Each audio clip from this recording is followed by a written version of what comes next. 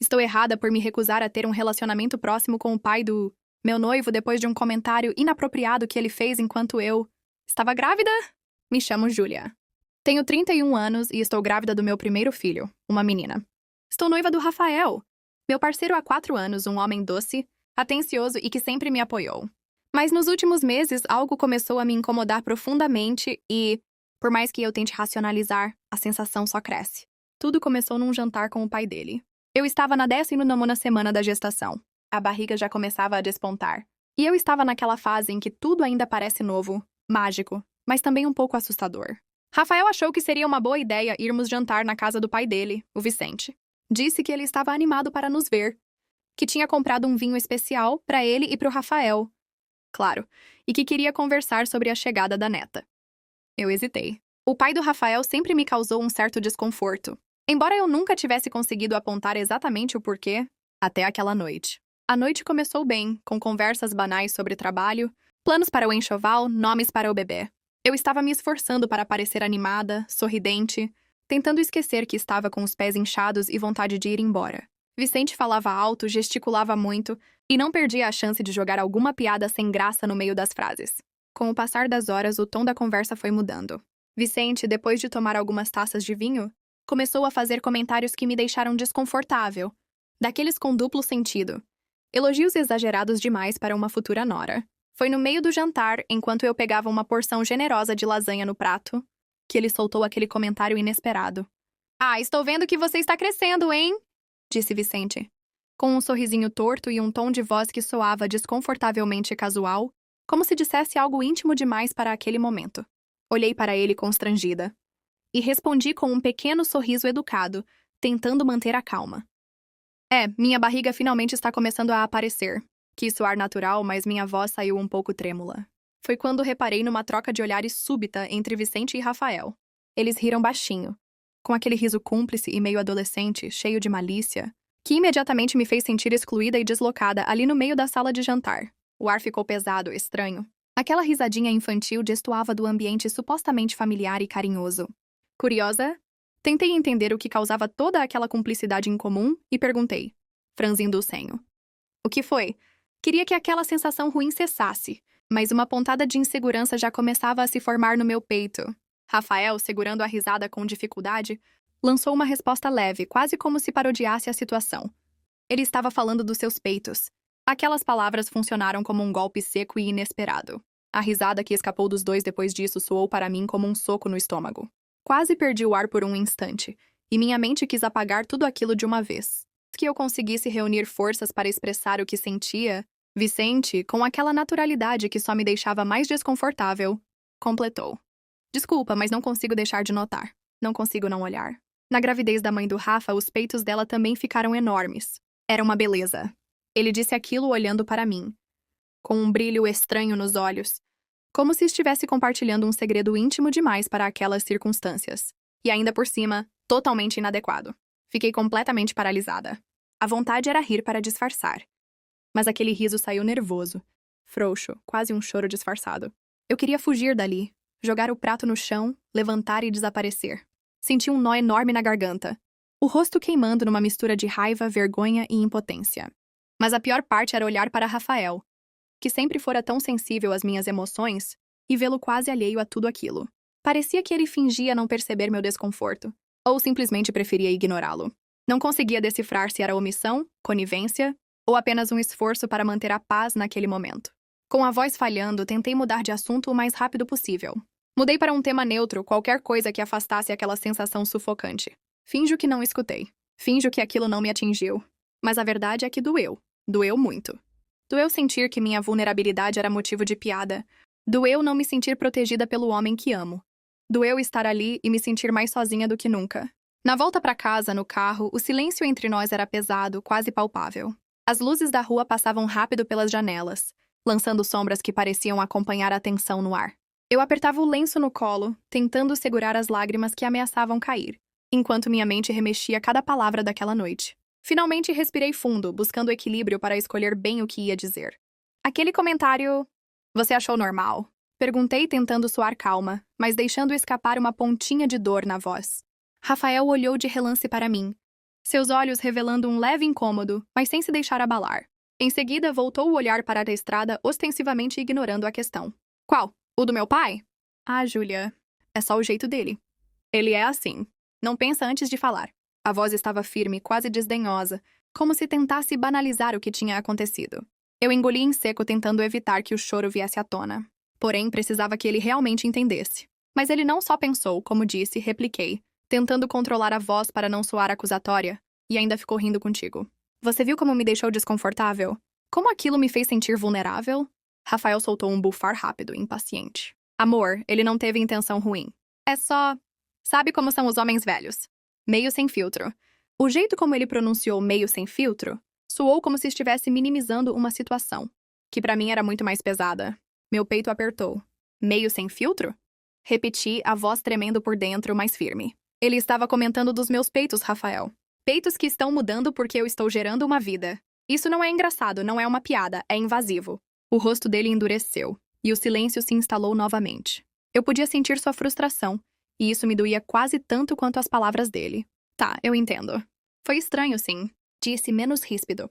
Mas, sério, você tá fazendo uma tempestade num copo d'água. Não é como se ele estivesse tentando dormir com você. O que ele disse foi como levar um tapa no rosto. Minha respiração ficou presa. Virei devagar o rosto para a janela. Sentindo o reflexo da cidade passando rápido, meus olhos marejados encarando a paisagem sem ver realmente nada. Não falei mais nada o resto do caminho. Aquele silêncio desconfortável parecia gritar entre nós. E eu sabia que aquela conversa ainda estava longe de terminar. Ainda precisava encontrar uma forma de fazer Rafael enxergar que minhas feridas não estavam na superfície, estavam bem mais profundas. Naquela noite, depois que me tranquei no banheiro e chorei em silêncio por quase meia hora, Rafael bateu na porta de mansinho. Julia, posso entrar? A voz dele era baixa, quase um pedido. Abri a porta devagar, enxugando os olhos com pressa. Rafael encarou o chão antes de me olhar. Sua expressão cansada, mas com um esforço sincero de quem quer entender. Eu pensei sobre o que você falou e... Você tem razão. Foi inadequado. Eu devia ter dito algo na hora, te defendido. Me desculpa. Ele estendeu a mão, hesitante, como se não soubesse se eu aceitaria ou não aquela aproximação. Assenti, mas o desconforto ainda pairava no ar, pesado. Não é só sobre ontem, Rafael. É sobre o histórico do seu pai. Ele se sentou na borda da banheira, passando a mão nos cabelos, claramente tentando organizar as ideias. Como assim? Eu nunca te falei, mas quando estávamos na praia com sua família no ano passado, lembra? Sua ex estava nas fotos do porta-retratos, de biquíni. Seu pai fez um comentário tipo, ainda bem que estou de óculos escuros. E foi sobre ela, contei, sentindo um peso sair do peito só por finalmente tocar nesse assunto. E tem os papos escancarados dele sobre sexo. Sempre nas refeições, como se fosse normal. Rafael suspirou fundo, o rosto se fechando em uma expressão pensativa. Eu cresci com isso, Júlia. Era sempre assim. Meu avô era ainda pior. Nunca achei, sei lá, que fosse problemático. Era só o jeito dos homens da família. Balancei a cabeça, tentando conter a frustração. Pois é, mas isso não é justificativa. O fato de ser comum não torna aceitável. E, sinceramente, se for esse o exemplo que ele quer dar para nossa filha, então eu não quero ele perto dela sem supervisão. Rafael levantou o olhar surpreso, como se só naquele momento a possibilidade real de consequência tivesse se mostrado para ele. Você acha que ele seria um risco? Olhei direto nos olhos dele, tentando ser o mais clara possível. Eu não sei, mas eu não quero descobrir da pior forma. Ele pode ser avô, mas é também um homem com um padrão de comportamento inapropriado. Ele pode muito bem dizer algo nojento para nossa filha, quando ela tiver 10, 12 anos, e achar normal.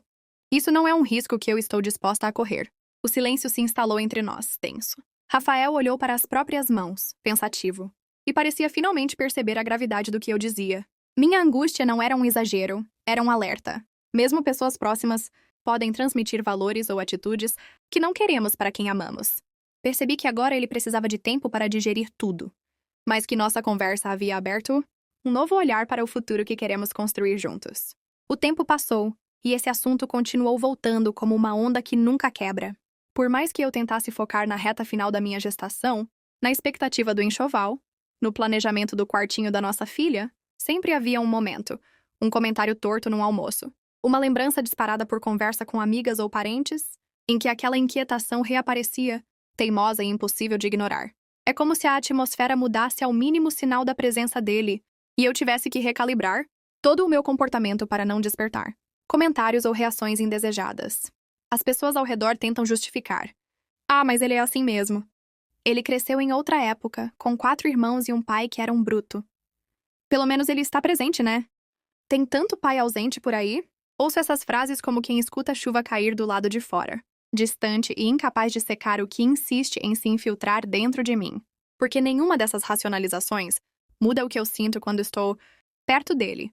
Um desconforto profundo, uma sensação de alerta constante, quase como se eu estivesse em terreno desconhecido e perigoso. Não quero ter que medir as palavras, a roupa, os sorrisos, toda vez que estiver na mesma sala que ele. Não enquanto carrego a responsabilidade de proteger uma vida dentro de mim. O instinto grita e o mundo quer sussurrar para eu me calar. Desta vez decidi que ouviria só a minha voz. Recentemente, numa conversa mais direta, eu disse ao Rafael: "Você é livre para manter o relacionamento que quiser com seu pai, mas eu pessoalmente não quero proximidade. Não quero mais visitas forçadas nem piadinhas disfarçadas de elogios. Chega." Ele ficou em silêncio por alguns segundos, depois respondeu: "E quando nossa filha nascer, vai me impedir de levá-la para vê-lo?" Eu não disse isso. Só quero que ela esteja sempre acompanhada de um de nós. Sem exceções. E se ele fizer qualquer comentário inapropriado perto dela, vai ser a última vez. Eu sou mãe agora, Rafael. E meu compromisso é com o bem-estar dela. Rafael assentiu, mais sério do que eu esperava. Vi nos olhos dele o peso de alguém que, pela primeira vez, arrisca enxergar a própria história sob outra luz. Eu também tô preocupado. Não vou mentir. Sempre me incomodou o jeito dele, mas nunca soube o que fazer. Acho que cresci achando que era normal. Mas agora é diferente. Escutar isso dele foi meio alívio, meio tristeza. Porque no fundo a dor dele também doía em mim. Ver Rafael dividido era duro. Talvez eu esteja errada por impor limites tão duros. Talvez eu esteja magoando Rafael, fazendo-o se sentir dividido entre mim e o pai, exigindo dele uma maturidade que talvez ainda estivesse em construção. Mas a verdade é que eu não consigo confiar.